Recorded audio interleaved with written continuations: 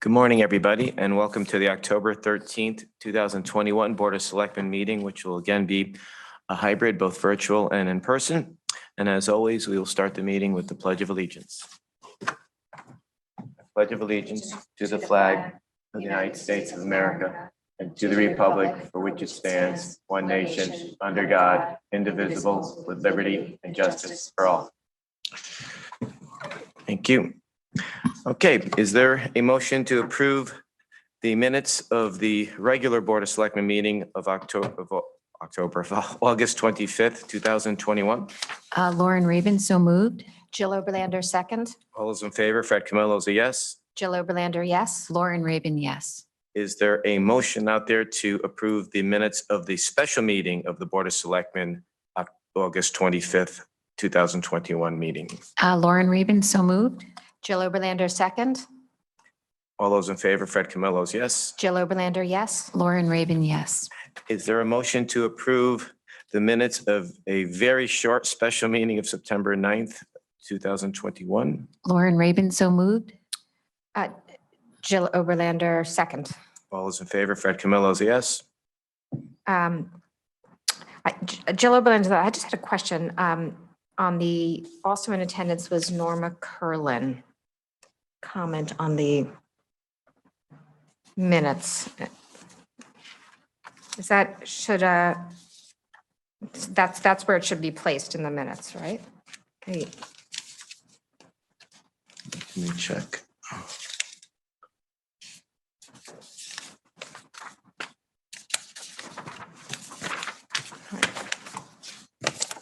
That's a question. Okay. Okay, great. Thank you, Barbara. Thanks for the clarification. So now. Okay, thank you, Barbara. Is there a motion to approve the minutes of the regular meeting of September 23rd, We need 2020? to take a, Oh, we, I think finalize the vote, right? Did we- I was a yes. I was a yes, and Lauren Raven, yes. Thank you. sorry about that. That's okay. Is there a motion to approve the minutes of the regular meeting of September 23rd, 2021? Lauren Raven, so moved. Jill Oberlander, second. All those in favor, Fred Camillo is yes. Jill Oberlander, yes. Lauren Raven, yes. Is there a motion to approve the minutes of a special Board of Selectmen meeting of September 23rd, 2021?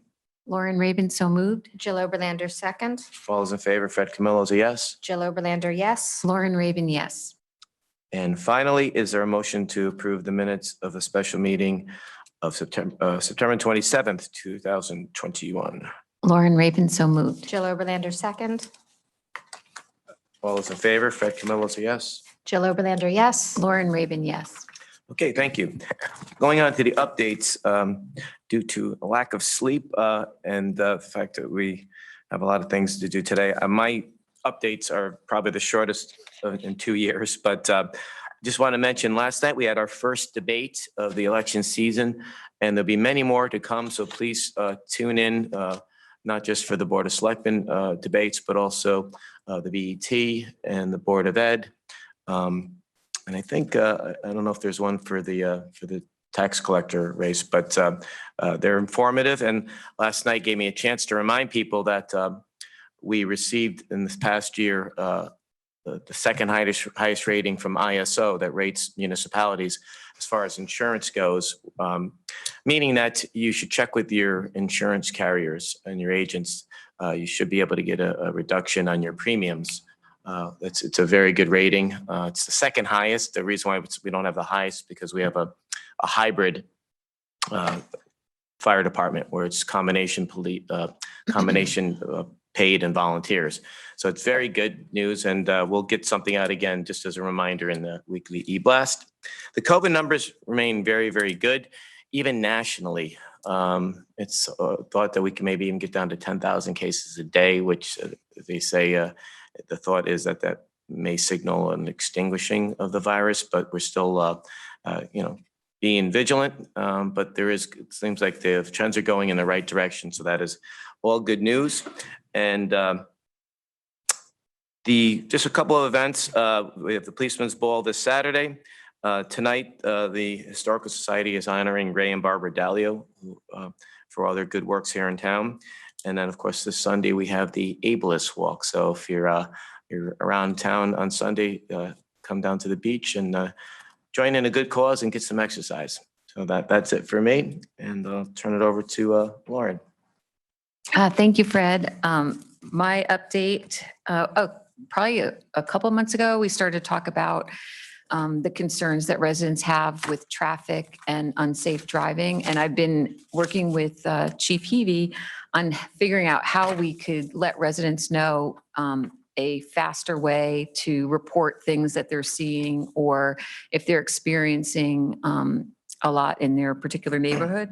So the police department has set up, and this will go out in the weekly communication on Friday, but the police department has set up an email address that people can email their issues or what they're seeing. And it's called trafficmatters@greenwichconnecticut.org. Also, in case you're not aware, we do have a website called Access Greenwich, where you can report issues, things at the beach or sidewalks, anything really to do with town. So they are going to add a category for traffic to that site as well. And if you've never gone to it, just type in Access Greenwich in your Google search and it'll bring you right to that location. And finally, Fred, you did some announcements. There is the Stop I-95 Noise meeting that's taking place next Tuesday, October 19th at 7 p.m. at the Eastern Greenwich Civic Center. So along the lines with traffic, there's noise. So if anybody is interested, please make sure to try to attend that event. There'll be a lot of representatives there who can help advocate for getting some traffic noise reduction barriers, things of that nature on I-95. And that's my update. Thank you, Lauren. Jill? Thank you, Fred. Good morning, Fred, and good morning, Lauren. Good morning, everyone. Since we last met, there has been heightened attention on some of the environmental programs going on in town. I'm happy to see that in the letters as well. The Sustainability Committee has published its State of Sustainability Report. It will have a press release go out later today, and it is on the town website, and you'll be able to see what all of the great work has been going on throughout the community. I also had the opportunity to attend a discussion session on how to incorporate sustainability into our everyday lives, both with our own personal investing, with the companies that we work with, and with our own families. And it was really interesting to think about how the next generation is really focused on what we are all doing. And I would encourage all of us to take that to heart in the way we live and move all of that forward. As well, the Sustainability Committee met and had a presentation from the Energy Management Advisory Committee, which we'll hear about today as well, which is terrific to work on that front. And also, I had the opportunity to host with a number of our community partners a Be Red Cross Ready event last week. I see the YWCA in the room, and they were hosts and participants with us as well as the YMCA, Family Centers, and the Commission on Aging. And anyone who would like to see that session, it was really informative for me, and I hope it's informative for our residents, can find it online or reach out to me, and we hope to follow that up with other things as well. So I look forward to having more discussions in the next few weeks as we head into the election on what we can be doing to enhance our environmental footprints. Thank you. Thank you. Well said. Okay, to old business. First on the agenda is to amend an ordinance to add ex officio members to the Board of Selectmen's Energy Management Advisory Committee to include representatives from the P&Z Commission, the Fleet Department, and the Finance Department. So is there a motion to? Lauren Rabin, I motion that we approve the amended ordinance to add ex officio members to the Board of Selectmen's Energy Management Advisory Committee to include representatives from the Planning and Zoning Commission, the Fleet Department, and the Finance Department. Jill Oberlander, I'll second that motion. All those in favor? Fred Camillo's a yes. Jill Oberlander, yes. Lauren Rabin, yes. Thank you. Second and last item on old business is to nominate and vote upon the new ex officio members of the Board of Selectmen's Energy Management Advisory Committee. And that would be the Chair of Planning and Zoning or the designee, the Town Comptroller or designee, or the Finance Department or designee. Fleet Department or designee. Is there a motion? Lauren Raven, so moved. Jill Oberlander, second. All those in favor? Fred Camillo's a yes. Jill Oberlander, yes. Lauren Raven, yes. Okay, thank you. Now, going on to new business, we have the Board of Selectmen's Energy Management Advisory Committee's annual report, the first one, and we have the chair, Peter Schweinfurt there. Peter, thank you very much for joining us and for all your good works. Yeah, it should work. Yeah, it worked last night.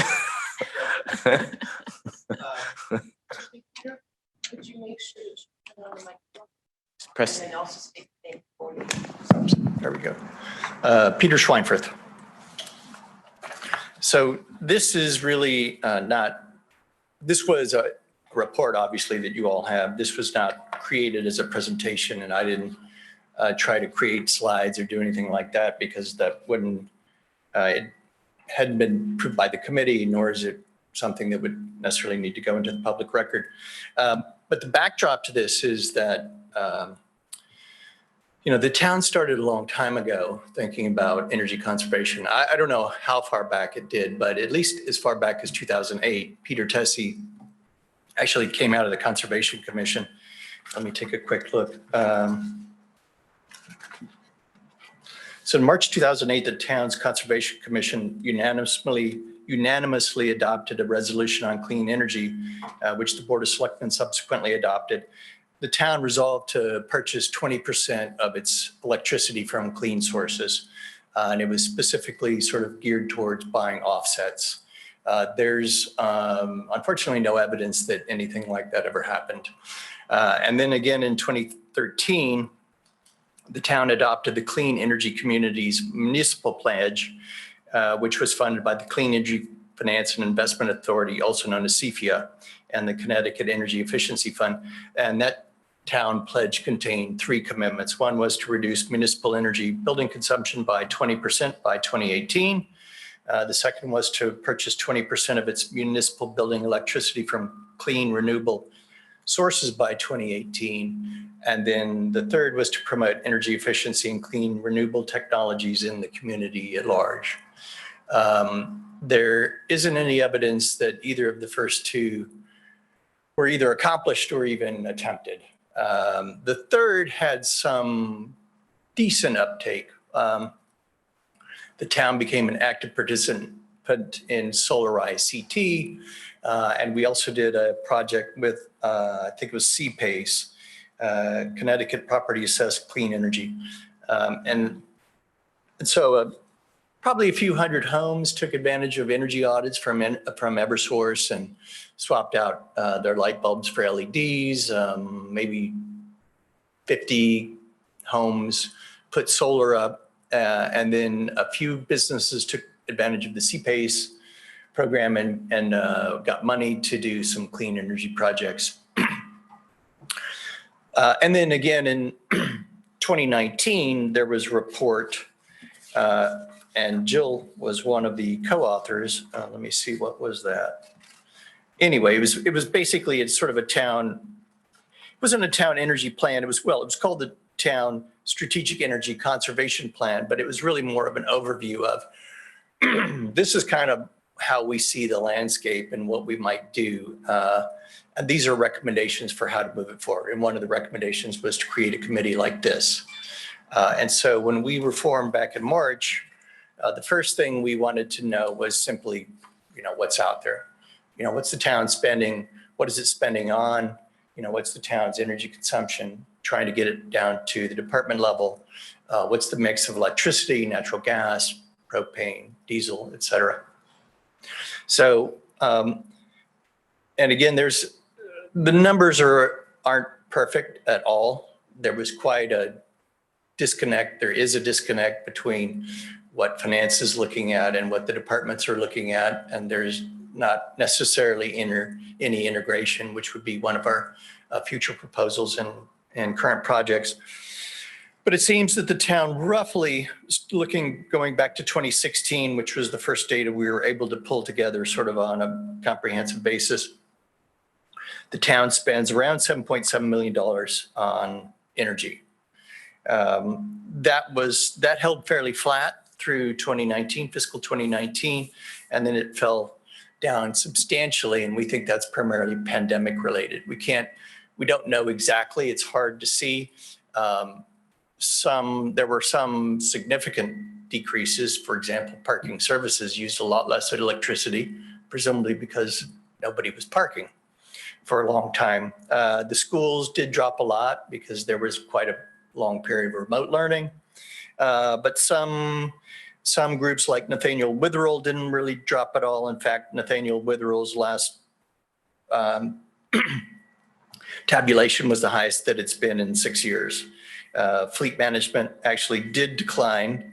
But again, with fleet, it's very difficult to distinguish between consumption and costs.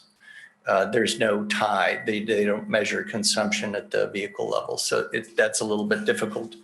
In any case, we concluded that, if we were able to drop energy consumption by 20 to 40%, it should lead to a 20 to 40% drop in costs.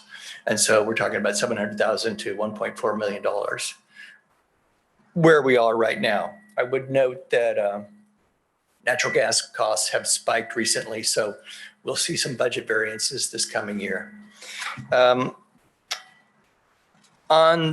When we look at energy consumption by department, by far and away, the Greenwich Public School System is the biggest consumer. Greenwich Public School System also has by far and away the largest footprint. The Greenwich High School, for example, at over 500,000 square feet is, triple the size of the next largest building in town, and probably a third of total square footage in the whole town. The Greenwich Public School System uses over half of electricity, and that actually it uses, from memory, 45% of total electricity and 72% of total natural gas. Anyway, that's all kind of boring, but it's a major consumption or major, user, and probably the most bang for our buck as we go forward in looking at specific projects to reduce energy consumption. We'll be looking at some of those larger and older school buildings. The average age of a school here in town is, I believe, 64 years. And many are projected to, actually probably all of them, apart from the two new schools, are projected to be replaced over the coming decade, 2 decades, whenever, right? I won't go through, frankly, the other departments. I think it's all fairly clear in the report, although, again, there are a number of departments that we don't know enough about to really comment on. We don't really know much about Nathaniel Witherell. We don't really know much about the sewer department. The fleet department, we have a pretty good handle on. The libraries, we don't really know a lot about, although it's a fairly new portfolio of buildings. So that should be reassuring. We did do an initial carbon footprint. It would seem to us that the town's GHG emissions, greenhouse gas emissions, 1,000 metric tons are about 17,000, or said another way, 37 million pounds of greenhouse gas emissions for the fiscal year 2021. Then if I can jump ahead, so that's basically what we've done so far. And then we laid out a number of projects that we thought would be pertinent for this coming fiscal year. So far, we've organized 5 different teams. We have a team that's going to look at energy management software and basically energy accounting, energy accounting, capital budgeting. We have a team that's going to look at EVs at large, and that's going to be, the transition to electric vehicles, the transition to cleaner fuels, electric vehicle charging stations, and we'll also be looking at solar canopies for some of our municipal lots. We have another initiative with Margarita, the P&Z, to be looking at our planning and zoning standards and regulations, and try to take advantage of some new legislation from Hartford that will allow us to go forward on creating some clean energy standards for especially larger buildings going forward. And then we are looking at then there's building efficiency projects at large that we'll be working on. And then we have other projects, for example, looking at the sewer department and thinking about the ways that we could progress the technology there and take advantage of some, resources that could be made available to the town for free to do that industrial assessment. So that's where we are. Any questions? Sure. First of all, thank you very much for the report and all the work. You guys have done a lot of work, and I appreciate that. I know the town appreciates it. It's long overdue, and you're stepping up at the right time. And you mentioned the 20 to 40% reduction goal. What is the top for the people out there watching? What is a timeline for something like that? What is the goal to be reached by? Well, we specifically did not set a target. As you may know, the Paris Accord calls for a 45% reduction from 2001 levels by 2030. There's I could refer to, but quickly, Governor Lamont also has issued some executive orders, and there is also legislation that calls for a similar reduction at the whole state level. We specifically did not say we wanted to tie ourselves to that, only because, in part because we haven't done the work to know that that's realistic, right? We need to first do the work to know that that is realistic, and what are the exact plans, what are the projects, and then what's the timeline to be, to make a credible statement like that, to make a target like that. Hopefully that will come out of this next year's worth of work as we get into the projects and really get a handle on what is possible with all the different projects that we're working on. That makes a lot of sense. And for those departments like sewer and Nathaniel Witherall and the libraries, if any help that you need on our end, certainly in coordinating with them, just don't hesitate. And quickly, with the 2 EV charging stations that we have here, any data, any recent data on that? I know because there hasn't been as much traffic this year, and there is a sign there that shows that it's there, but I just don't know how many people have used it. I hadn't actually even thought about looking at those chargers, so I'll talk to Al, I guess. Yeah, there's a way we can, we do have a sign there, and we don't want to go crazy with signs, but anything we can do to just advertise it a little bit more, promote it more, I think, because we can get some success there. I think we could, we can make the case to expand it. But if we make the case to expand it now, people are going to probably balk at that. Yeah, it might be better, frankly, in my opinion, to have people discover it than to start, promoting it and then have people annoyed that they don't exist everywhere, right? So it's no good deed goes unpunished. All right. Well, I appreciate. I know my colleagues have other questions. I see Jill's hand. So thank you, Peter. All right. So Peter, before you go anywhere. Sorry.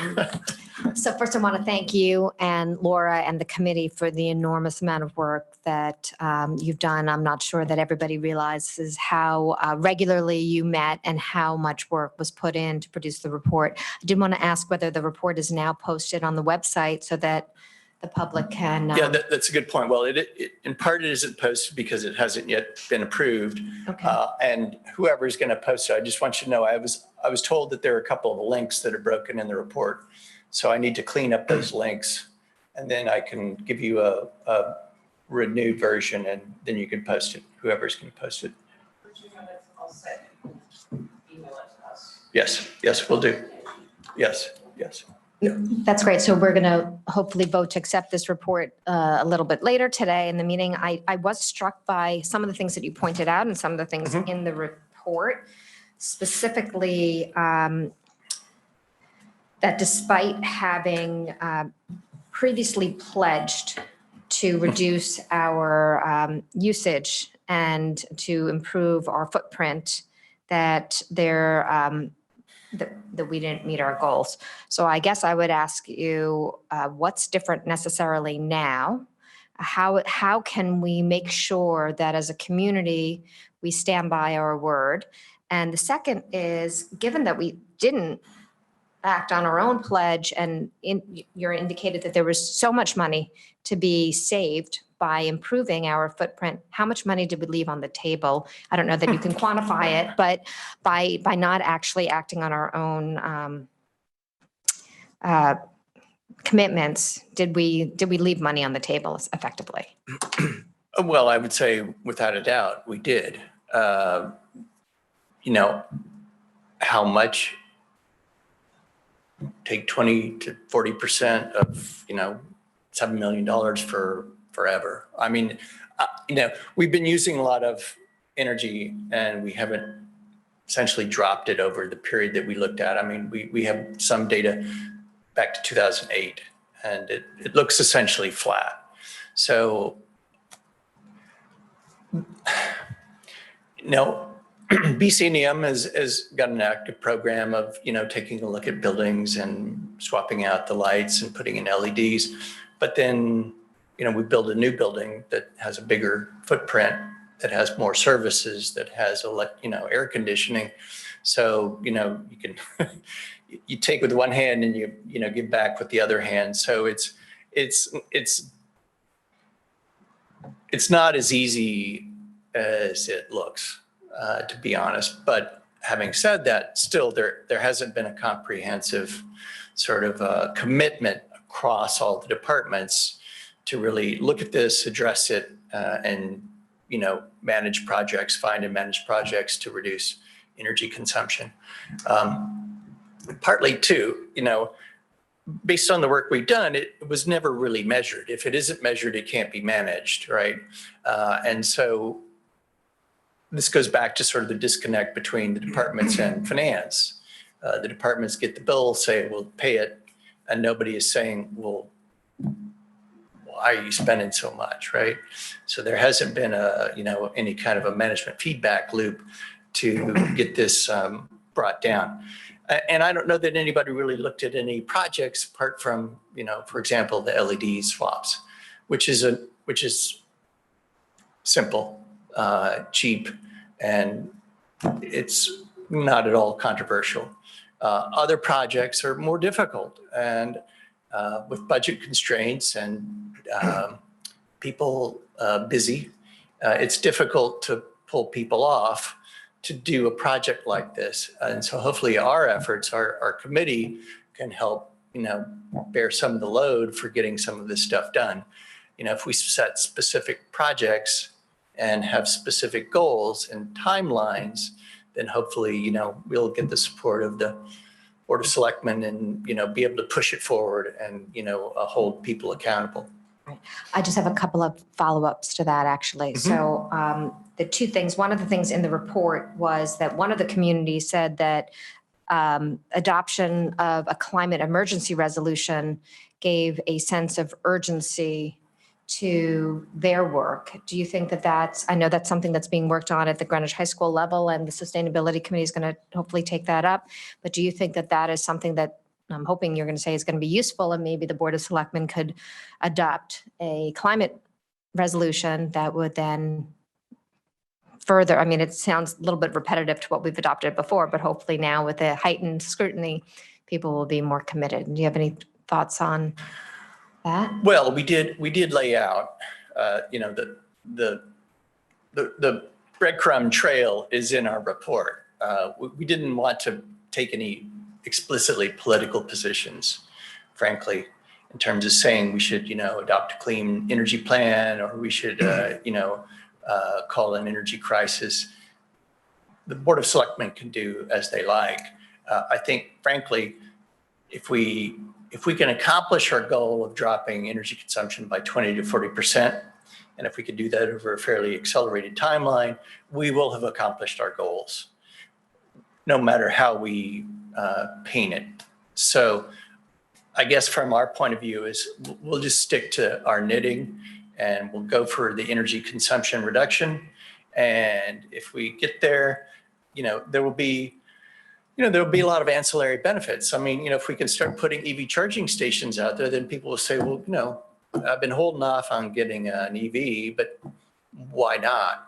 Especially when they start looking at what's going on at the pump, especially when they start getting their natural gas bills.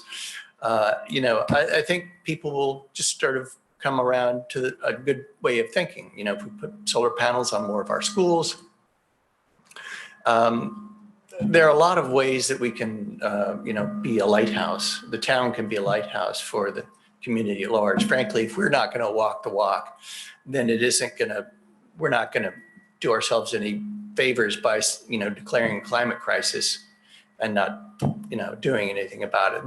Then our residents will be like, well,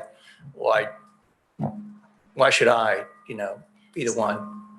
So effectively, we need to put our money where our mouth is as well, right? And you also commented that some of the projects might not have gotten done because people are busy and we're leanly staffed.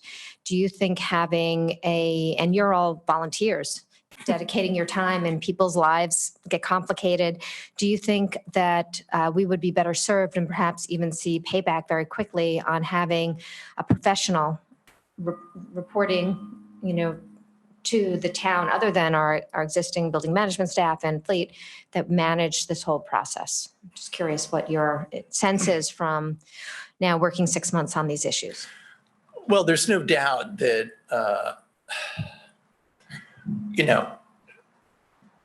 the town is very much like an onion. There's a lot of layers to it, right? And there's a lot of cross accountability, indirect accounting, and just a lot of moving parts.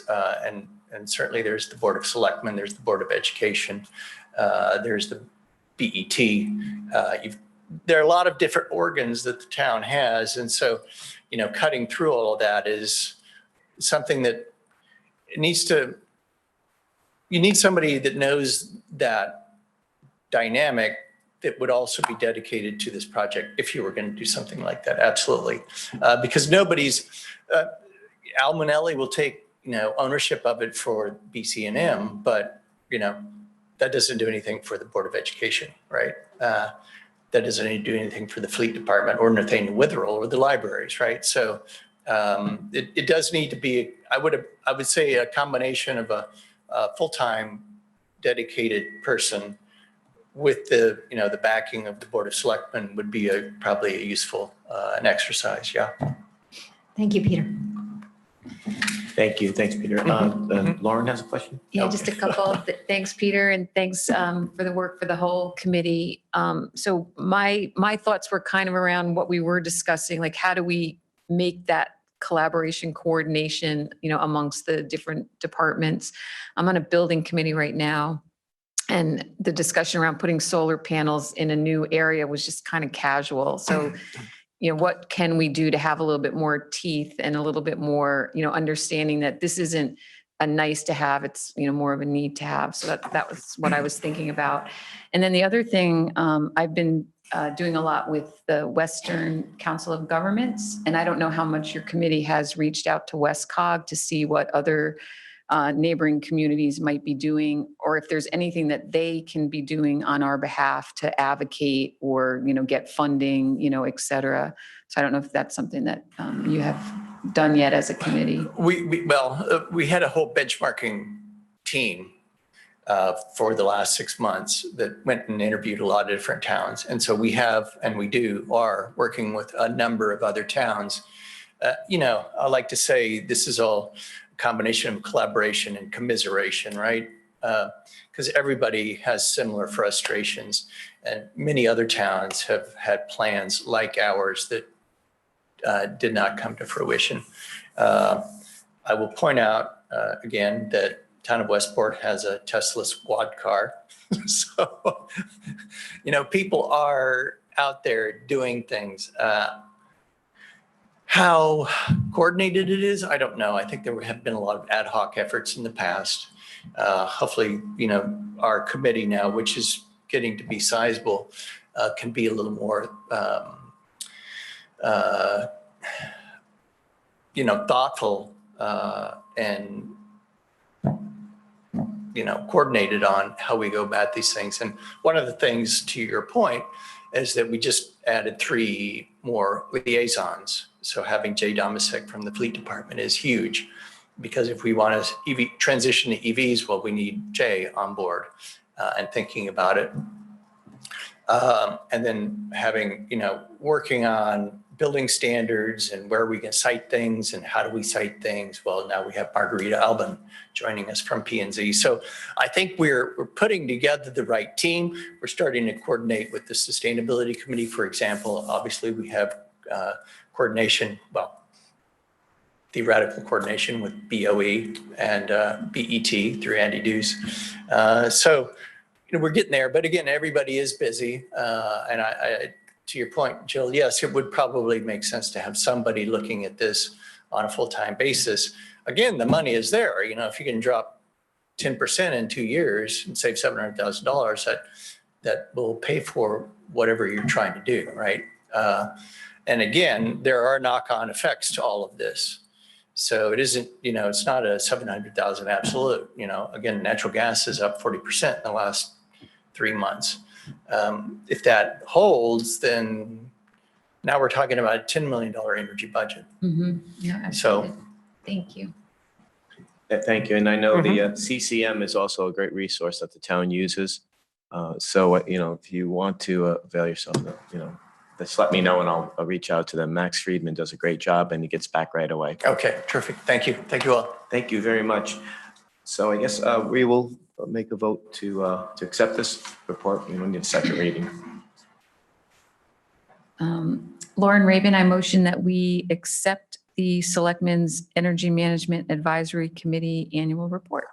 Jill Oberlander, I'll second that motion. All those in favor? Fred Camillo's a yes. Jill Oberlander, yes. Lauren Raven, yes. Peter, thank you. Much appreciated. Before we go on to the other amendments, the other items under new business, we got a call the other day from 2 members of the Byram community that wanted to postpone the Memorial Park, and I see Sills here, I think, for that reason. And I apologize, I should have said it earlier.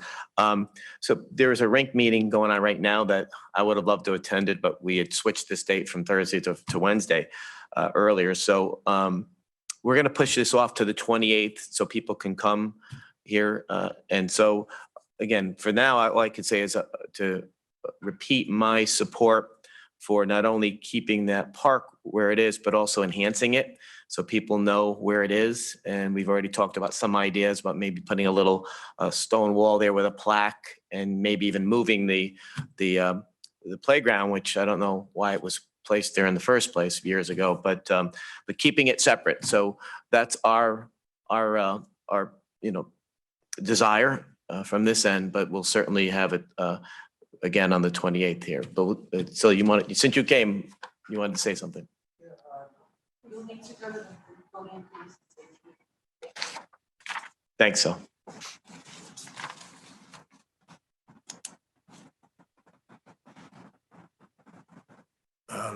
Moving that date is very disappointing to me because on the 27th, I'm leaving, go visit my great grandchild. Where? Who was born in Colorado. Oh. If I can, I'd like to bring across some of the things that you may not be aware of. Sure. Originally, when the park was made, the powers to be tried to put together the dedication of how it should be. And as we all know, it never followed through. They went to a certain place in time and then it stopped and they never finished. Now we're going to start all over again and get the park so that it's dedicated. The second thing I wanted you to know is that swing that's in the middle of the park, there's a reason for that. When they originally got rid of the school and put the elderly people in there, they wanted elderly to be with children and the barn, the baseball field, and then the rink. When you mesh the older people with the younger people, it's a good thing. They also now have a little park with little things for the little kids. I went up there today, and because of this came up today, that I thought they were going to push it through. There's lines dedicated for what the park really, they're going to dedicate, and they're only going to dedicate the park itself. And some of the lines are wrong. 20 feet from the building, from the elderly housing, 20 McKinney Terrace. feet is the first tree, okay? And we use that sidewalk for our dedication every year. So there's 20 feet out, a space. On the right side where the baseball field is, from the hedges to where their marker is that somebody put down, is 3 feet. And I know a road, they're hoping that a road goes through.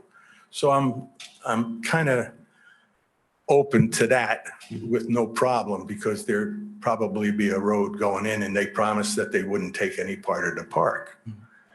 But on the other side, 6 feet from where the edge is to the rapace tree, who was killed in Vietnam. He was the last young man. My kid brother was the second to the last.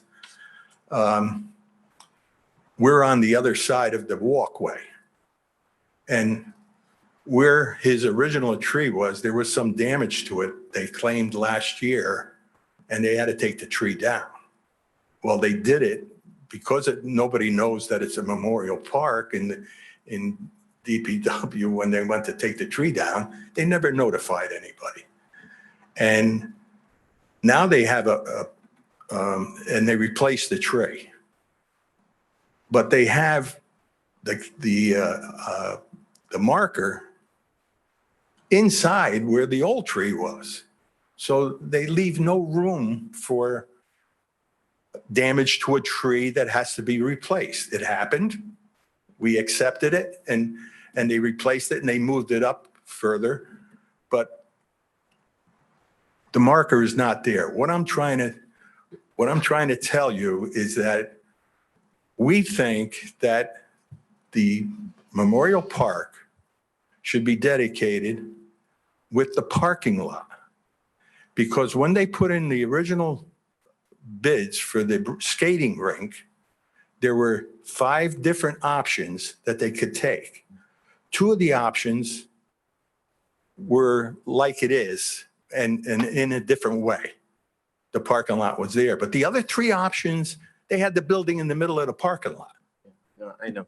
And Yeah, we don't want to litigate that now, or go through that now, but certainly I was with you. the point I want to make is that if you're going to do this, why don't you make the dedication that nobody could build on the parking lot or the Memorial Park, and have that all one park right there. For the edification of people, when you say the parking lot, you mean the ones where Straza Field is and the Hamlin? Yeah, it's Okay, 'cause and there's a- use it for the kids. Okay, no, and you're absolutely right. Having played baseball on what is now Straza Field and coached and umpired the residents of McKinney Terrace, it was nice. They would all come out there and watch the Exactly. game. So yeah, no, they did. That's what it's all about. Yeah, no, that's a But great that point. parking lot should be dedicated along with the Memorial Park. Okay, duly noted. And again, I'm sorry you're not going to be here on the 28th, but if you want to send somebody, some Joey or Sil Jr. or something, send Well, them. I'm sure Liz Eckert will be here. Perfect. Okay. I'll send her a Thank you text. for your time. Thank you. For the record, would you state your name, sir? Say again? State your name still. For the record, would you please state your name? Sylvester Pecora, Senior. Thank you very much. You're welcome. Thanks, so. You're welcome. Okay. All righty. We will now go to second item, under new business, which is amendment to traffic ordinances, Schedule 8, reserve parking, Deputy Chief Craig Gray. Is Deputy Chief Gray joining us virtually? On Zoom, Mr. Commissioner. There he is. Good morning, Chief. Good morning, Mr. Commissioner. How are you? You're having a little bit of difficulty understanding. Can you hear me okay? You can turn his video off and his audio should improve. Yeah, Chief, if you turn your video off, we hopefully will.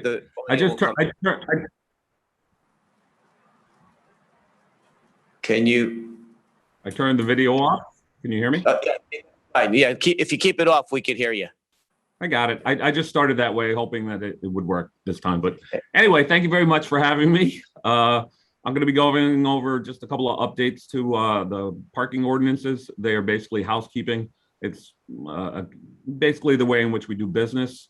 Section 1434 is just an update to the current fees, as well as the penalties. And then Section 13 is regarding the reserved parking. It's basically a consistent naming of the parking lots used amongst the different departments of the town of Greenwich, as well as an elimination of an exception that is no longer active. And that's all that I have for the Board of Selectmen. Pending your questions. Yeah, could you, sorry, could you repeat the last bit of information here? You kind of faded out. I couldn't hear. Sorry. Oh, sorry. So Section 13 was just regarding reserved parking. We want to just consistent naming of the parking lots amongst the various town of Greenwich departments, as well as an elimination of an exception that is no longer active. Okay, thank you. And I noticed I got to brush up on my Roman numerals. I said 8, it was 13. Got my X and V mixed up. Wasn't paying attention, Barbara, in school. Any questions for the chief? Jill? Good morning. Thank you. I have no questions on your amendments, but I did actually, after reading I guess the charter provisions, had a couple of questions that I hope you can answer. I was struck by the number of spots allocated for firefighter parking in a couple of locations. And I was wondering, actually, there was one change on that with the increasing spaces at the Byron Fire Station, but some of the stations have a lot of parking, and I was hoping that you could maybe talk about the need, whether there's been a reevaluation of the need for that number of spots. Well, the only thing that I can tell you is that I am not familiar with, this in particular amendment came from my predecessor, Deputy Chief Marino, that I believe that, and again, this is just in keeping with what is currently taking place. So has there been a study to say that we need more or less spaces done in my tenure? No, it hasn't. Yeah, thank you. I do appreciate that, although it's given the significant demand for parking in some of our villages. I guess I would ask, in your role now as supervisor of the parking department, that maybe you revisit the need for some of those designated lots to see whether in fact the firehouses need that much parking, or whether some of that parking can be freed up for other purposes. So I would ask that you take a look at that. And then a second question I had to do with the town hall section. And I wasn't sure whether the two paragraphs were to be read together, such that the spaces reserved for town employees are the same as the 30 spaces specifically designated and assigned through the office of the first selectman. Barbara may know the answer to that, or they're separate. It would seem that one section is designated by the Board of Selectmen and the other is designated by the office of the first selectman. So I wasn't sure who are the 30 people that are getting those town hall spots, actually. Whether anyone had an answer to that, given the demand for parking around town. I do not have an answer to that at this time. I hadn't looked at it in that depth. Some changes where we reinvigorated the parking permit process at Town Hall, basically due to demand, as you said. So I will take a sharper gaze at it, and I'll work with Barbara and figure it out for you.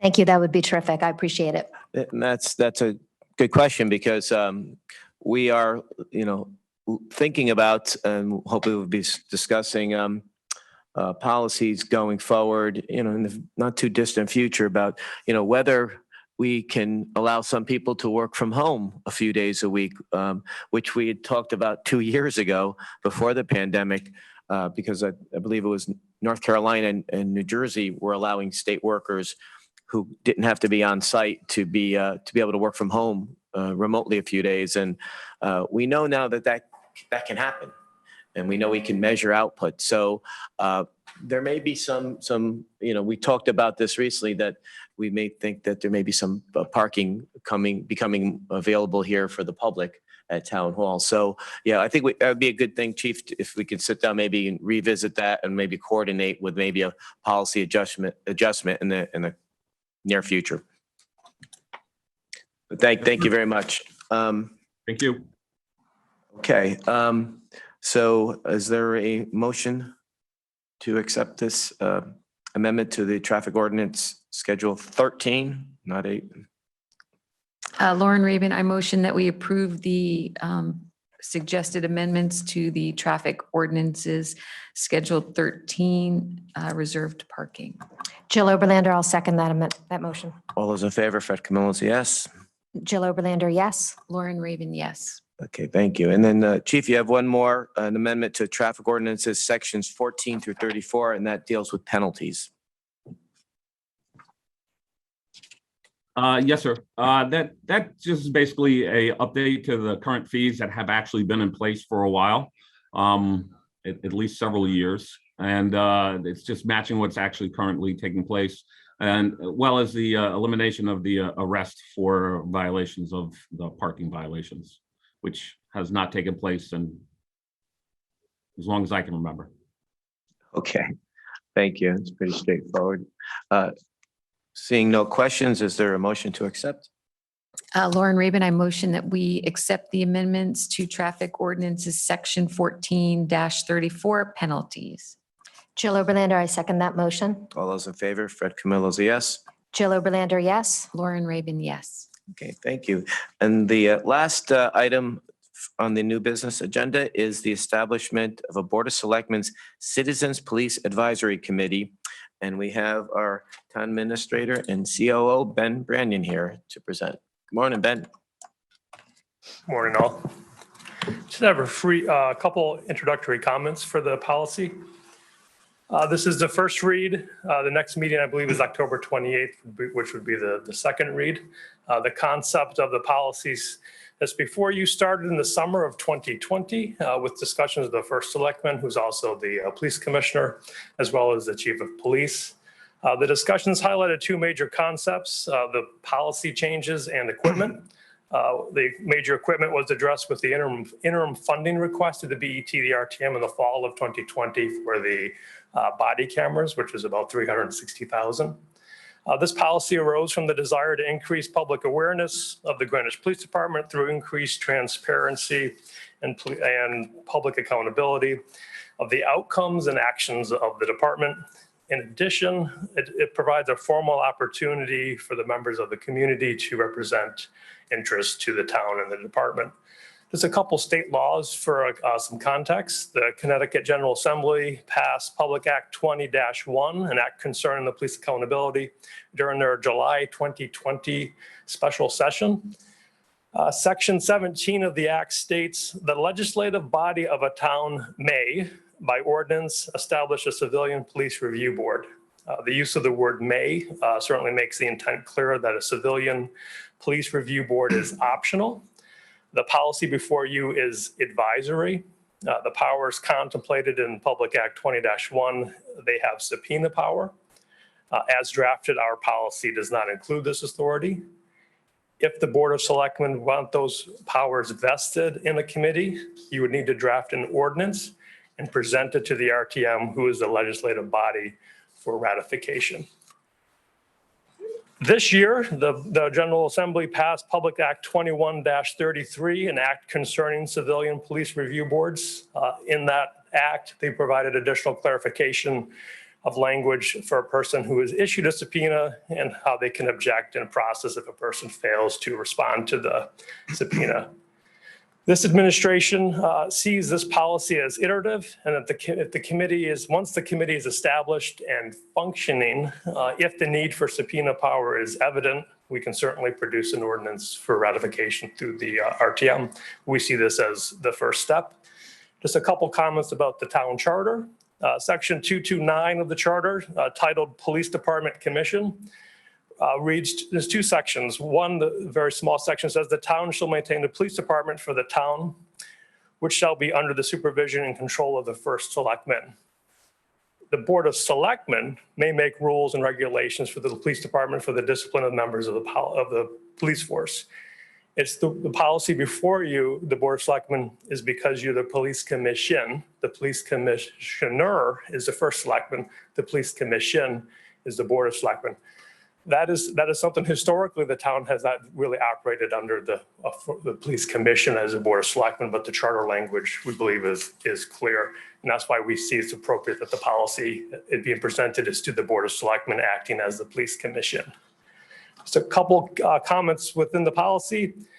And I want to thank Selectwoman Oberon for some preliminary questions, so I'll make sure I can address some of those. But the meetings and the committee are intended to be open to the public unless the subject or the topic meets the definition of not a public meeting under the Freedom of Information. However, right now I struggle to find an example where it actually would be a definition where it would be eligible as a non-public meeting. But the intent of the committee is to have all meetings held in public.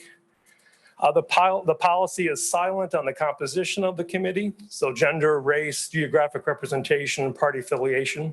The Board of Selectmen can consider those desired characteristics of membership during the appointment process. Just as a reminder, Connecticut General Statute 9-167A establishes minority representation requirements. So for a 10-member committee, the maximum is 2/3 of the total from the same party. I was asked about the number of residents over age 17 because one of the membership eligibility tenure requirements in the policy is over the age of 17.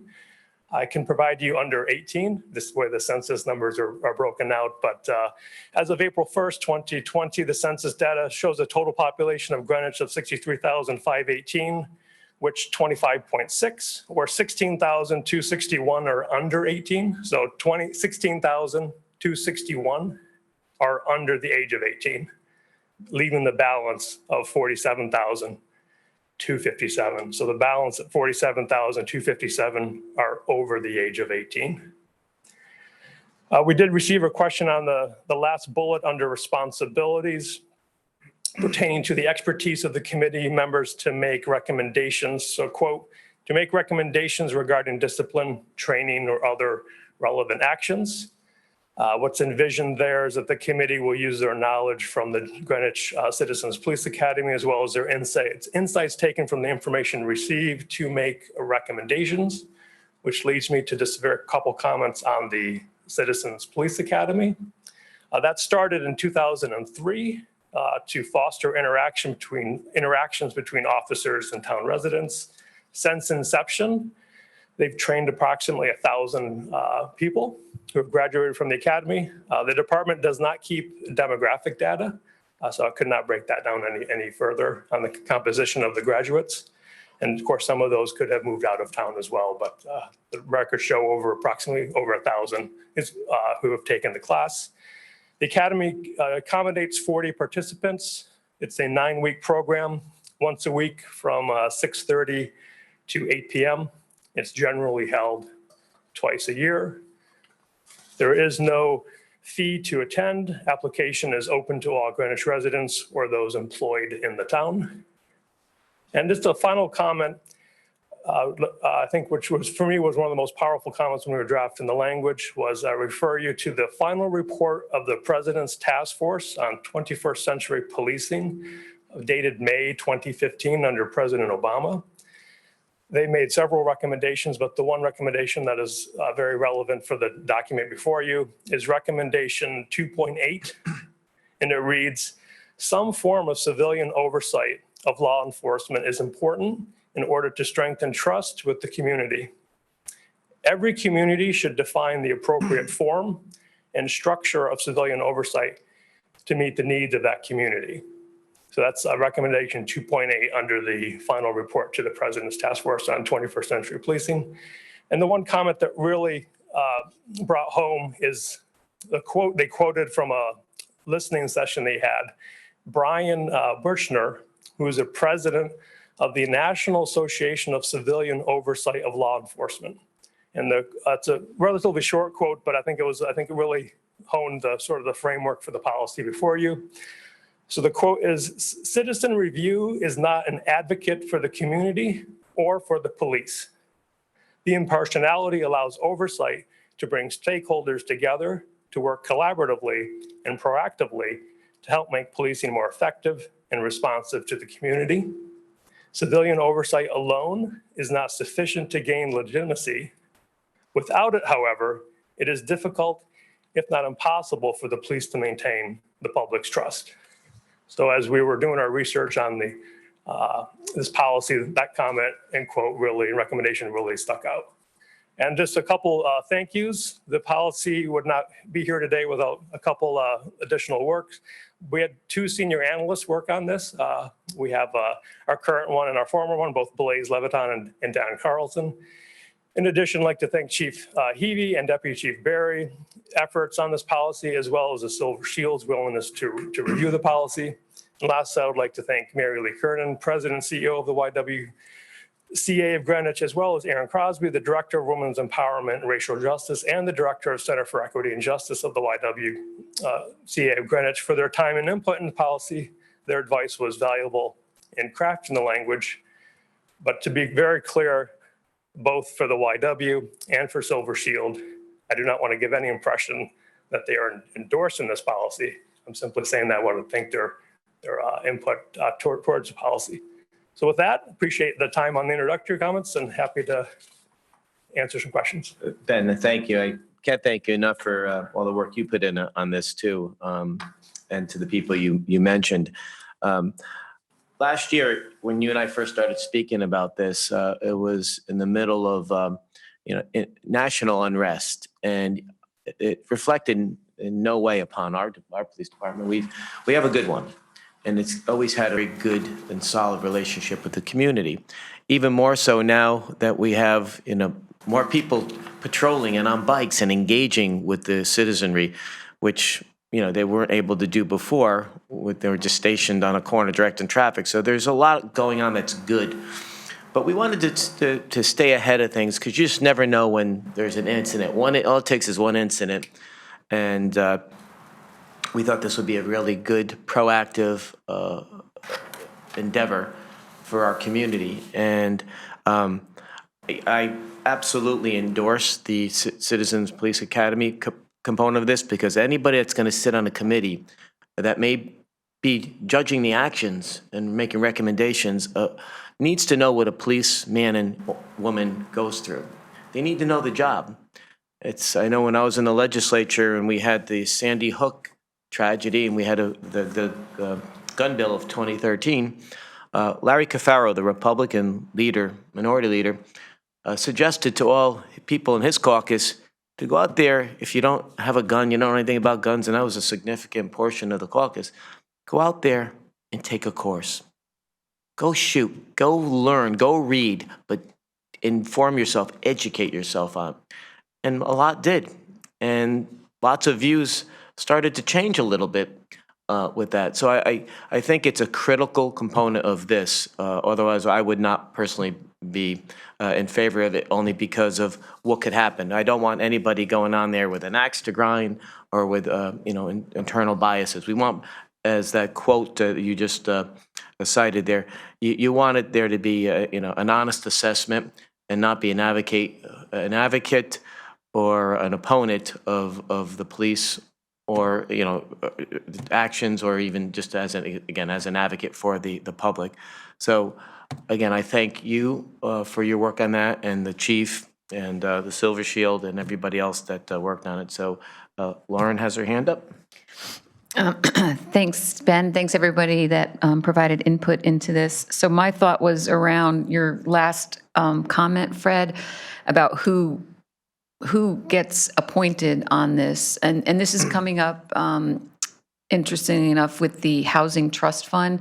So I think we need to spell out, is it the Selectmen's Nomination Advisory Committee that's going to try to source candidates? So how will we source candidates to get interviewed by the Board of Selectmen in order for us to appoint people? So I don't know how clearly you can put that in the policy, but I think you should address that.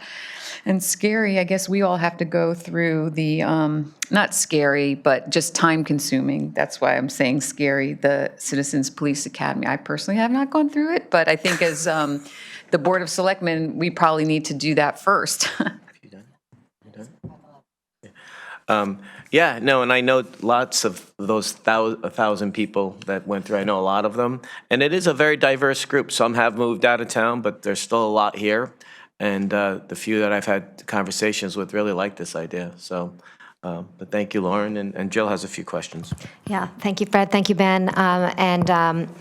I commend the town for being proactive and getting ahead of some of these conversations and starting a dialogue about civilian input into policing. I have to say, from the outset, I'm so thrilled to learn that I'm a member of the Police Commission. That is new news to me. I know I only have 6 weeks left or so, but I'm wondering actually whether I'm also a member of the Fire Commission. And now I've been on for almost 2 years. I think I might update my resume. Happy to be part of the Police Better Commission. late than never. Big fan of our Greenwich Police and their community impact division, which I think has been incredibly effective at educating our community on the important community policing aspect of the job. I know I have learned a lot over the years about that aspect.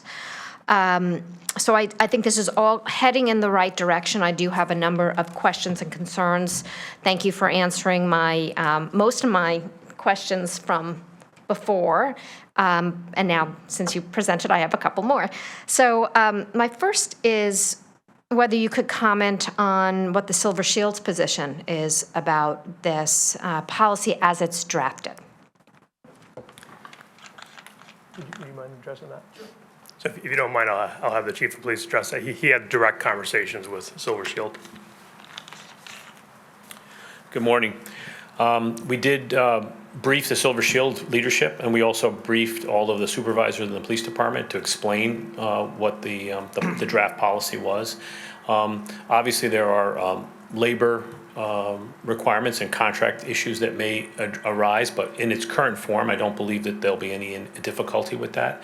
And also, it's been very fortunate for the town and the department that the Silver Shield has embraced the police accountability bill as far as meeting all the requirements to be a police department again, we're an accredited agency, and we were accredited before the police accountability came into being. So we had very few things to really change. So this is one of those changes, but I think they recognize, and again, our Silver Shield Association is very community oriented, so it hasn't been an issue. And that doesn't say that if it changes that there might be some questions that we have to address with them. And they have a obligation to protect their membership through the processes of discipline or in recognition. So we'll continue to work with them, but I don't think that it'll be they'll have opposition to it.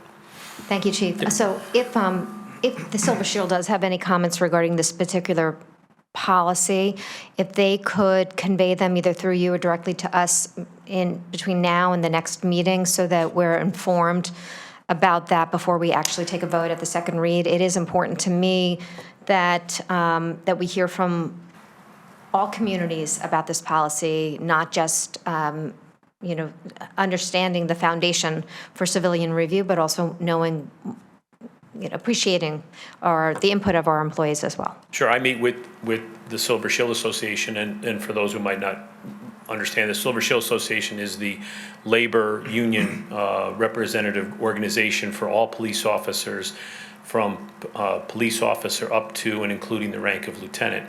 We have a meeting with them tomorrow, and I will make sure that that's conveyed to them to communicate individually or as to the entire police commission, that if they have a concern about that they could communicate it. But we did have some good input from them as well, as this wasn't the first draft, so we did get some information from them. Thank you. I did have a couple of other questions, some of which may be relevant to you. One is, and maybe I missed this, Ben, so the authority of the committee is to recommend to the select board, right? If they don't have the right to interview employees, I would, and do they? I mean, they don't have subpoena power. It would be whether an employee is volunteers or is willing to be interviewed. What's the role? Is it just a process question to vet community discussion? I have some questions on how, without subpoena power and without an investigatory process, what exactly is the purpose other than as a first step in, and maybe the town attorney can comment on this too. You get into all sorts of labor issues. I'm sort of a little confused about what we're trying to accomplish. Well, again, we are trying to make sure that the process of accountability and discipline is transparent. If you wanted to review the disciplinary records of the agency, and again, on the quarterly basis, those records would be presented to the board. And again, it doesn't happen very often. We don't have a lot of discipline, fortunately. But if somebody commits a violation of the Uniform Policy Manual, the police regulations, and they are, there's a process that we currently have that is both under the contract and under the town charter. They have an investigation by a command staff member who are not in the Silver Shield Association, a review of that. And sometimes they're low level, so they might not even get to a command staff person, but a supervisor, a lieutenant or sergeant. And then we keep track of that, and there's a continued process. So what it would give you would be, as you review it on a quarterly basis, is there a single or a couple of officers whose names come up on a frequent basis? And that doesn't happen, unfortunately, hopefully it won't. Or if somebody did something serious, and on occasion we do have to punish officers for different violations, but we have progressive discipline. We also have affirmative discipline in that we often have retraining, and that often resolves a performance issue. So I think it's to open the discussion to see if we're adequately addressing conduct, and I think we are. So that's why we're not too worried about this, because it will give you insight to that, to some information that if you wanted to do a freedom of information, you probably could get in a different format. But this way, as Ben mentioned, we're going to have a dialogue and a conversation about the circumstances. The other thing that I would probably want to include as the chief is our letters. As much as we get civilian complaints or we get internal affairs, those are two different things. Internal affairs is investigating a discipline matter or a conduct matter internally. Civilian complaints sometimes generate those when we have negative feedback from the community about certain officers' conduct or an employee's. But also we have way more positive input. I write as many notes thanking people for their descriptors of what their interaction with a police officer was in a positive way than I do for the negative. So it's not going to change the way we do things, but it will open it to some higher visibility amongst the community so that they can see that we're, hopefully they'll recognize that we are doing it well. And they may have some input or questions about the process. So, it is an organization, it's not a paramilitary organization with rank structure, and those things sometimes it takes a little while for people to understand. And we have a considerable investment in these officers as taxpayers that, it takes them about 2 years before they're fully trained. And sometimes, like I said, nobody's perfect. Even the chief of police has a few whoopses in my file as I go along. But hopefully, again, it's a process of a positive process, and I think this will only make it better. So just, thank you, Chief. So I wasn't aware that disciplinary records were public information, actually. To a certain extent, yes. Under the law, there are certain ones that are. Yeah. Okay, so only the ones that would be public information would be shared, and the other, how do you distinguish between what's public and what's not in terms of the review? I think the review of discipline would be actually very transparent, but I'm wondering what's covered, what's not? Again, you referenced the town attorney, and I will refer to the town attorney, so I don't make a misstep in that. Also, I would add, I would think that something where there's an active investigation. Oh, sure, that, and also, also things. Yes. And things that are unsubstantiated. Why would we sully someone's reputation if a false accusation or an unfounded accusation was made? So. And then my last comment had to do with, sorry. Just want to add one comment. For me, I would really be concrete to your last question is the second to the last bullet under responsibilities, monitor the implementation of the police department's IA investigations, as with the chief referenced both the department and the civilian complaint. What became obvious during the process of assembling this policy was those are submitted, adjudicated, reviewed, all that within police headquarters. And even the communication to the first selectman or the office of first selectman, it's not there. This advisory committee would be an area where you can have, as the chief said, an open dialogue about the complaint log. You can go over there and get those, as the chief says, if it's open to the public, but there was no formal mechanism where those would have a healthy conversation about what trends are we seeing or for both the Department of IAs and the Citizen Complete logs. For me, that was the eye-opener, that they were done exclusively held at HQ. And also, the meetings, we made sure there was a public hearing component. I think most of our meetings are generally not, unless for a very particular reason you schedule a public component. For these meetings, we made it clear in the meeting section that you have a public component. So again, just another sort of port of entry if people do not want to go to the police headquarters or somewhere else to fill out a complete form, there's another mechanism. But I just wanted to add that point. Thank you, Ben. And my last comment had to do with the requirement that, this goes to Lauren's comment, I actually really appreciate that we should get a little bit more information on how these committee members are going to be cited or seated. I know for myself, I've always wanted to do the Citizens Police Academy, but have never been able to commit to the weekly 2 to 3 hour time block, parenting obligations, et cetera. I'm struck by the fact that out of 47,000 residents over 18, only 1,000, and we don't even know that they all live in town, have been trained. And so we're artificially limiting our pool. Now, I hear the comment about wanting to understand the challenges of the job. So maybe there's a different way we can get at that kind of education on a going forward basis. Maybe it's training of the committee as well. I think that would be unfortunate if that becomes the stumbling block. But I will give you, first of all, we have sometimes people who have committed. We have BET members who have completed the Citizens Police Academy, and other people who have unbelievable schedules. And what we've done is made the accommodation that if they couldn't make Class 6 and Class 4, that we'd make it up in the second class or some other accommodation. And just sitting in the back, I thought of the fact that when you were the chair of the BET, we ran a mini Citizens Police Academy of several hours for the BET, and we had a tour of headquarters and our facility. So there's obviously easy ways to make the accommodation. But that said, I think it's important.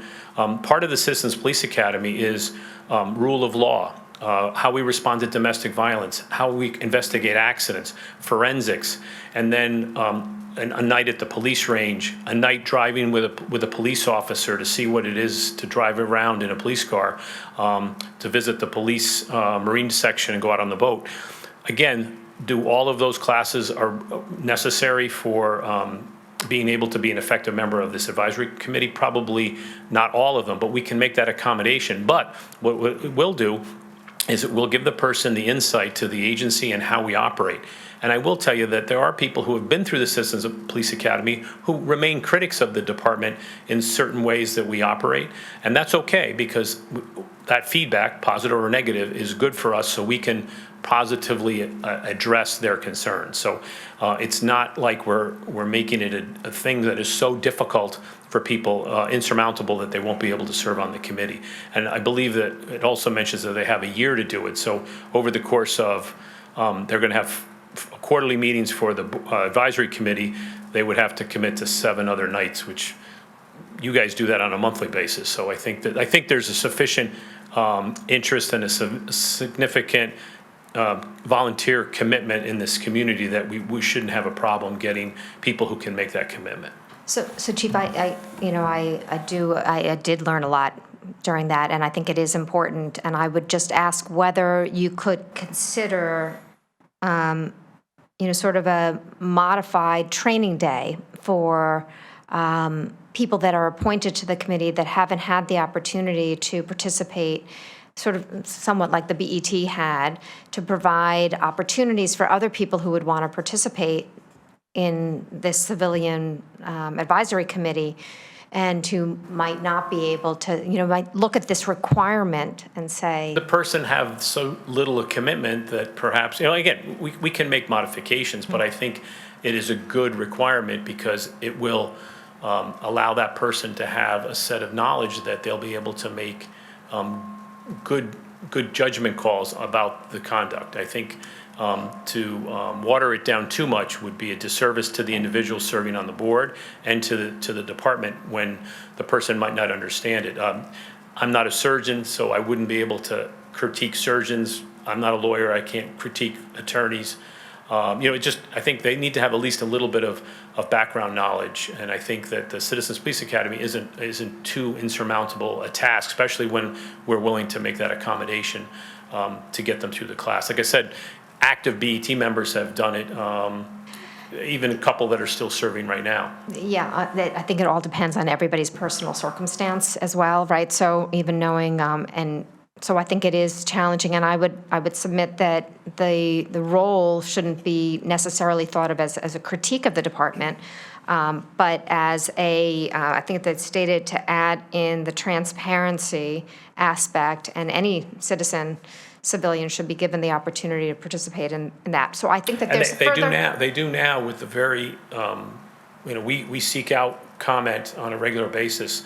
There's a process for people to tell us the good and the bad of the police department on a regular basis, and a week does not go by without comment. So I don't think anyone's afraid to communicate to me or the agency, positive or negative, to make adjustments or to address their concerns. Sometimes it's misunderstanding because they're not familiar with what the policy or procedure is, or it's a frustration with how long it takes to get an accident report or things like that. But those are things that if someone gets some knowledge, they'll understand better. And perhaps, I said, I look forward to, part of my job as the chief is to educate, and I do that on a regular basis. So I think it'll be a positive. So, and one more question, I guess. So I think I recently read, right, are you opening up a new session now for the Citizens Police? Did it start already? No, it starts in 2 weeks. There's still another week to sign up, and we also have a women's self-defense class. So we have another week of registration, and it'll start, I believe it starts the last week in October. So. And my recollection is that does it run through the end of December? Is that? No, I think we try to end it just before the Christmas holiday, but. Right. But if somebody were going to miss 1 or 2 classes, I'm just thinking about myself as I come off the police commission, maybe I want to be part of go through the citizenful training. Right. But now you'll make accommodations, I understand, for people whose schedules prohibit the. Right, and this isn't the only time you've met as the police commission. The last time was the vote for Deputy Chief Barry. So there are occasions when you guys serve as the police commission, although this is a rare occurrence, I guess. Okay. And then you'll have one in the spring too? Yes, we have at least 2, and we have on occasion 3. And like I said, if we need to, we can make a accommodation. So. All right, well, I'm going to try and do the spring and see if Lauren can come. Jill's going to beat us there, I think. The review of the IA complaints and investigations by this board, it's reported to the first selectman, but as the police commissioner, should we amend that to say to the police commission? Or is it stay the first selectman / police commissioner? Well, again, I'll defer to the experts in the town charter, but currently you are the sole police commissioner unless for certain things like the appointment of chiefs and deputy chiefs and for other matters that are referred to the police commission. So I think the police commission is only called for on certain events. Sure, okay, thank you for the clarification. All right, so this was a first read. We'll take this up again on the 28th, but good start here. Mary Lee Kiernan wants to say a few words or have a question or two. Good morning. Good morning. Mary Lee Kiernan, President and CEO of YWCA Greenwich. And with me is Erin Crosby, as you heard, our Director of Women's Empowerment and Racial Justice. Erin also leads the new Center for Equity and Justice at the YW. So I really appreciate the opportunity for us to speak this morning. I do recognize, of course, this is not a public hearing, and it is a privilege to be able to speak, so thank you for that. I want to acknowledge first at the outset what an important partner in domestic violence that our police commissioner, our first selectman, has been, both as first selectman and also during your time in Hartford. And I said that at our walk recently. Similarly, the Greenwich Police are a vitally important partner to the YWCA 24/7, 365 days per year, in serving victims of domestic violence. And we have decades of experience working with police, and we do regular training with the police on victimology and on domestic violence issues. So let me first share why we really needed to be here today. YWCA Greenwich and YWCAs across the country have the same mission of eliminating racism, empowering women, and a phrase you don't often hear, promoting peace, justice, freedom, and dignity for all. So YWCAs across the country today and historically are examining systems that create disparate outcomes based on gender, race, sexual orientation, religion, and other dimensions of identity and experience. And we know that these systems include healthcare, education, housing, and policing, just to name a few. Second, I want to mention that we are authorized by the IRS, by relevant nonprofit laws, and our own board of directors to educate and advocate on the issues and the systems that I just mentioned. And every year, our board passes an agenda that authorizes exactly what we're supposed to be working on and advocating about. So local policing and the structures that monitor policing, such as the proposed advisory committee, just fall squarely into our authorized areas of concern.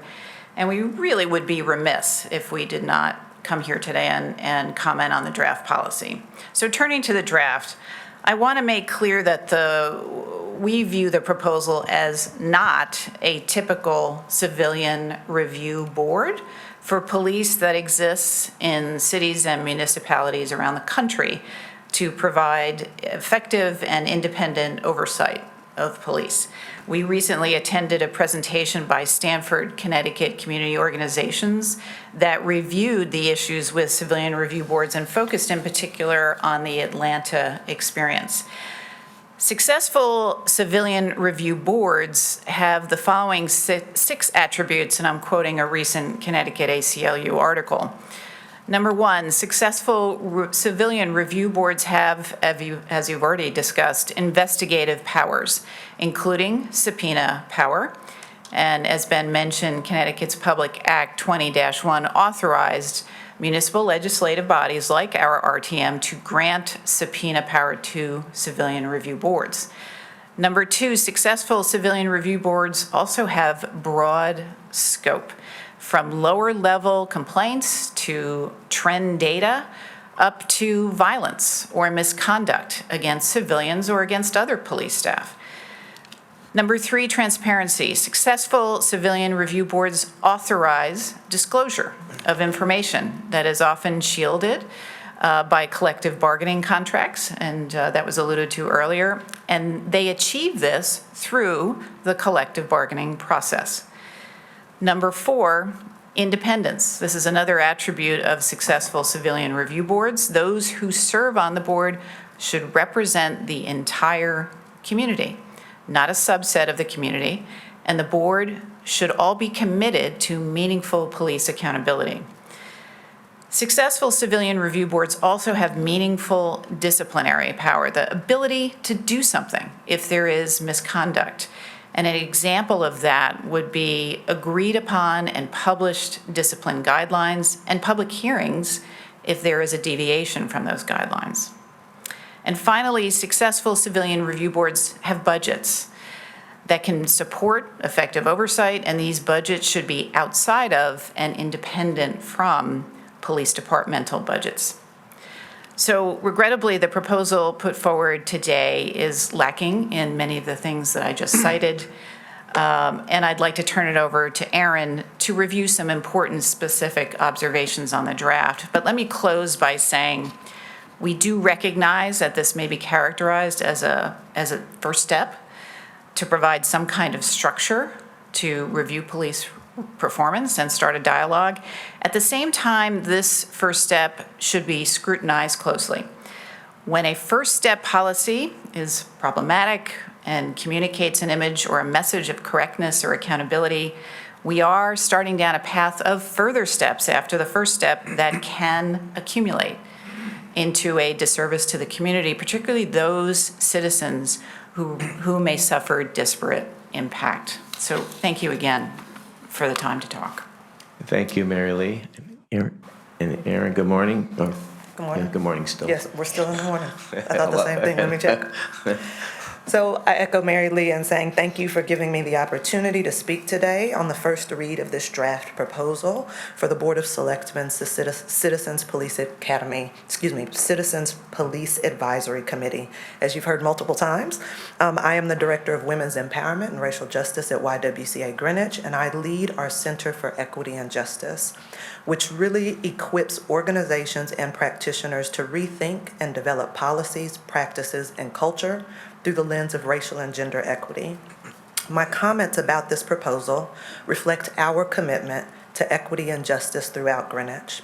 Connecticut's 2020 Police Accountability Law outlined the minimum requirements for municipalities' legislative bodies to establish citizen review boards, which can be a powerful tool for strengthening the relationship between police departments and community residents if they're structured properly.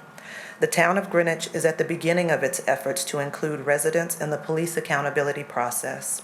However, the proposed structure and scope of the Citizens Police Advisory Committee severely limits its ability to increase accountability, foster transparency, and build community trust. Furthermore, the current language upholds the status quo by centering financially advantaged residents, potentially excluding people who have disproportionately experienced harmful and unjust policing, and failing to properly equip members of the committee. Here are a few specifics. To be a member of this committee, as you have heard, Greenwich residents must be graduates of the Greenwich Police Department's Citizens Police Academy. This 9-week academy meets once a week from 6:30 p.m. to 8 p.m.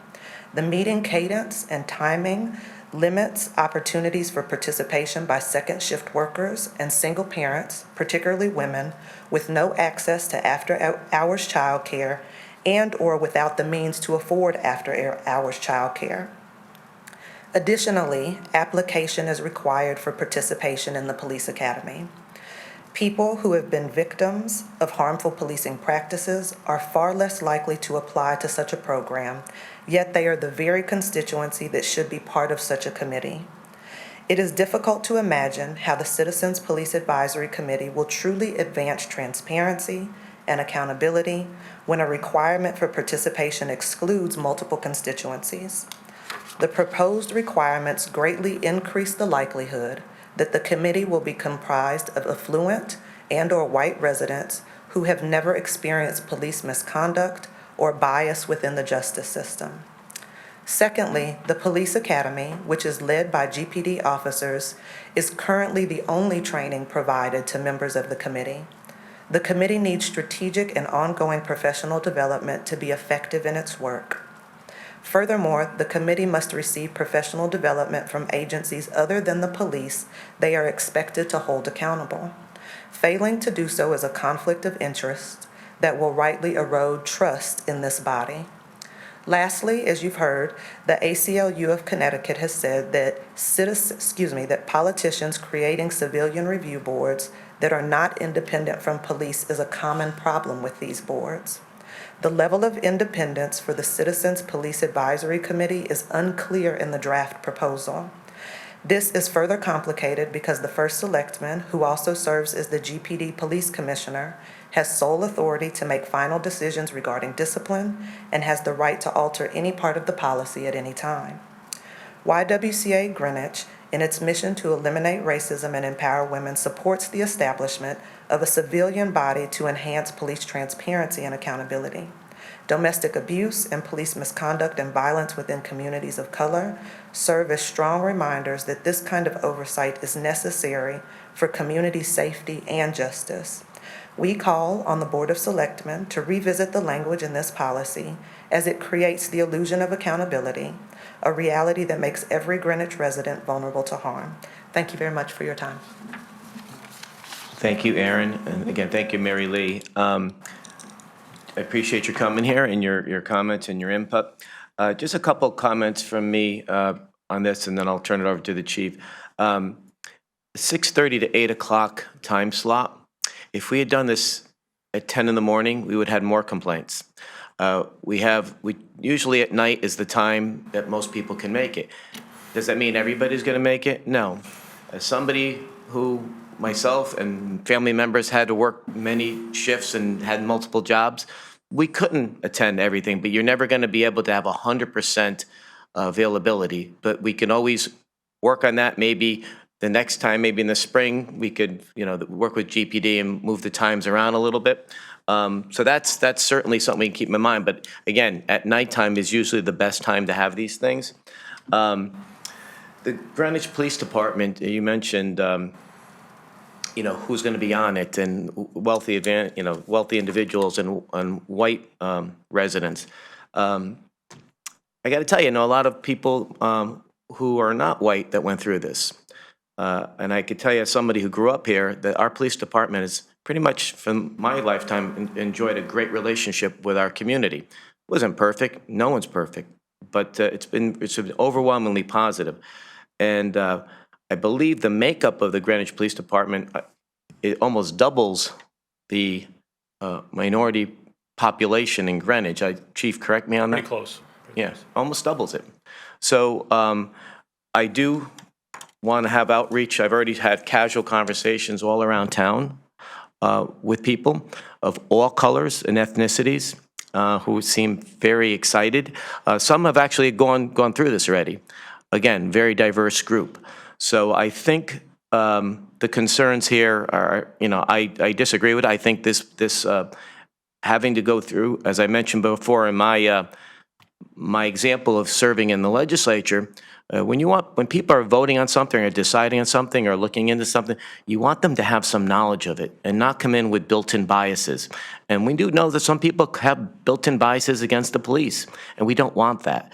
And I think having people going through and know what a policeman and woman does on a daily basis and the harm that they put themselves get in front of, it's very different. I went one night on a patrol, and something opened my eyes to just how scary and how dangerous their job can be. And I've had relatives that were police officers, and it's not an easy job. And I want, if we're going to have this, I want people to know exactly what they do and to have an idea so they could have an open mind and at least understand what the job is about. But Chief, I'll turn it over to you. I'm a bit disheartened by some of the comments, and I recognize this isn't the appropriate opportunity for debate. But what I will tell you is that the Greenwich Police Department is transparent and is accountable, and this will only improve that. I also want to make clear that if there is anyone in the community that is feeling that they are not able to, they've had a problem with the police department, that they can contact me or contact one of my deputies and address that. Because if there's anyone who's felt like they have been mistreated by the Greenwich Police Department, I want to know about it so I can take proper action.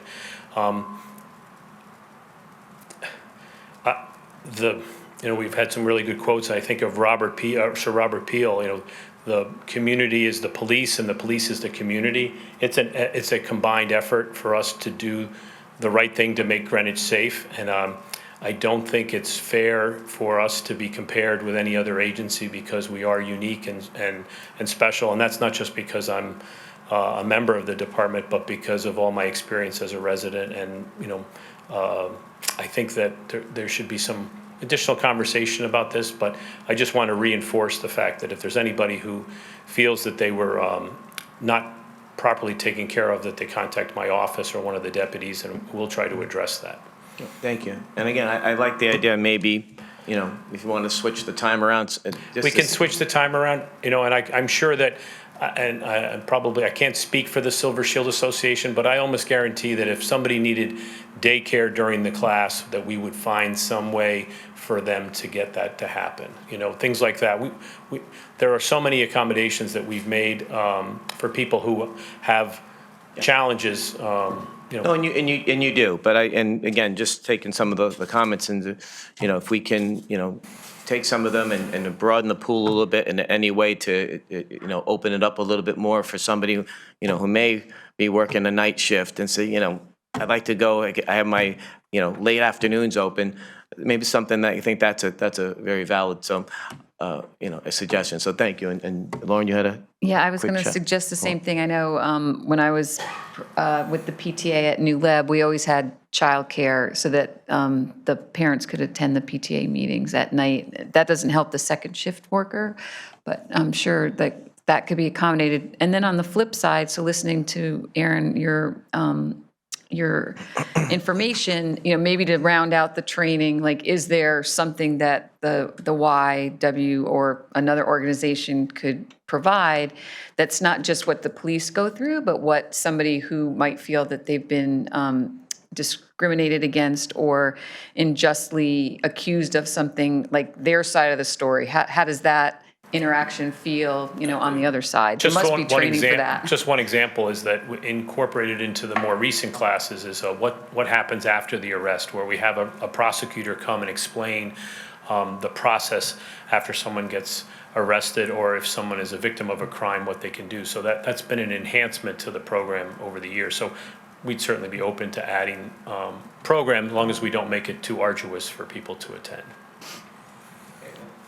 Well, thanks for the flexibility as always. So I think we have a little bit of an opening here, and maybe Mary Lee and Aaron and anybody else who has some other suggestions that we could talk offline and see if we can incorporate it. I think there was some good suggestions there, and I think with some amendments, some adjustments, we could get to the goal that we all share, which is to broaden the pool and get as many people, including Lauren, to go through this.